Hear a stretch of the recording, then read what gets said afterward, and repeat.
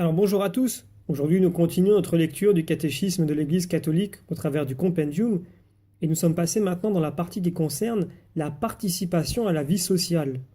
Et donc la question numéro 405 qui est: quel est le fondement de l'autorité dans la société? Alors d'abord une réponse brève. Toute communauté humaine a besoin d'une autorité légitime qui assure l'ordre et contribue à la réalisation du bien commun. Cette autorité trouve son fondement dans la nature humaine, parce qu'elle correspond à l'ordre établi par Dieu. Alors, pour y étayer ces propos, prenons les paragraphes 1897 à 1902 du catéchisme de l'Église, qui nous disent ceci. À la vie en société, manquerait l'ordre et la fécondité sans la présence d'hommes légitimement investis de l'autorité et qui assurent la sauvegarde des institutions et pourvoient, dans une mesure suffisante, au bien commun. On appelle autorité la qualité en vertu de laquelle des personnes ou des institutions donnent des lois et des ordres à des hommes et attendent une obéissance de leur part. Toute communauté humaine a besoin d'une autorité qui la régisse. C'est ce que nous dit Léon XIII. Celle-ci trouve son fondement dans la nature humaine. Elle est nécessaire à l'unité de la cité. Son rôle consiste à assurer autant que possible le bien commun de la société. L'autorité exigée par l'ordre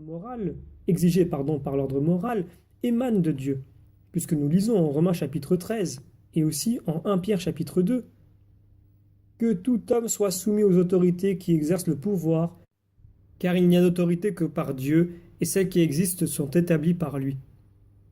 Ainsi, celui qui s'oppose à l'autorité se rebelle contre l'ordre voulu par Dieu, et les rebelles attireront la condamnation sur eux-mêmes. Le devoir d'obéissance impose à tous de rendre à l'autorité les honneurs qui lui sont dus, et d'entourer de respect, et selon leur mérite, de gratitude et de bienveillance des personnes qui en exercent la charge. On trouve sous la plume du pape Saint Clément de Rome la plus ancienne prière de l'Église pour l'autorité politique. Accorde-leur, Seigneur, la santé, la paix, la concorde, la stabilité, pour qu'ils exercent sans heurte la souveraineté que tu leur as remise.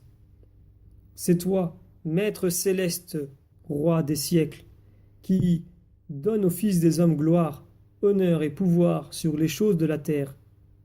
Dirige, Seigneur, leurs conseils, suivant ce qui est bien, suivant ce qui est agréable à tes yeux, afin qu'en exerçant avec piété, dans la paix et la mansuétude, le pouvoir que tu leur as donné, ils te trouvent propice.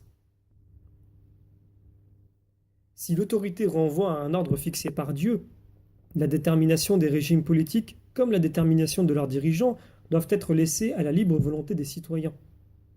La diversité des régimes politiques est moralement admissible, pourvu qu'ils concourent au bien légitime de la communauté qui les adopte. Les régimes dont la nature est contraire à la loi naturelle, à l'ordre public et aux droits fondamentaux des personnes, ne peuvent réaliser le bien commun des nations auxquelles ils se sont imposés. L'autorité ne tire pas d'elle-même sa légitimité morale. Elle ne doit pas se comporter d'une manière despotique, mais agir pour le bien commun comme une force morale fondée sur la liberté et le sens de la responsabilité.